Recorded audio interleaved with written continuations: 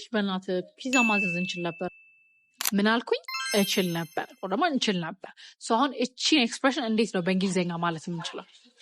እችል ነበር፣ እንችል ነበር፣ ትችል ነበር ማለት ስፈልግ በምንድን ነው የምገልጸው? እንግሊሽ could have ብለን የምንገልጸው could have plus verb 3 good። አሁን ደግሞ በተለያዩ ኤግዛምፕሎች እናያለን ማለት ነው።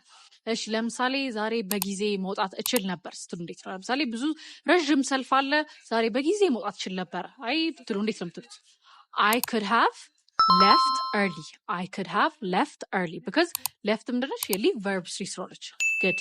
እሺ ይህን ጃኬት መግዛት እችል ነበር ብትሉ እንዴት ነው? የሆነ ጃኬት ልገዙ ነበር እንደንስታችሁ መጣችሁ ሲጸጽታችሁ ወይ መግዛት እችል ነበር ስትሉ እንዴት ነው? I could have bought the jacket. I could have bought the jacket. good።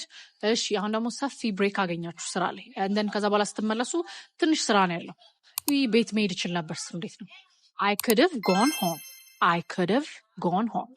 ለእናንተ ደግሞ ኮመንት ላይ አሳይመንት የምንሰጣችሁ መጀመሪያ ቪዲዮ ሲጀምር ያልኩት ወይ ፒዛ ማዘዝ እንችል ነበር ያልኩትን ኮመንት ላይ ታስቀምጡልናላችሁ።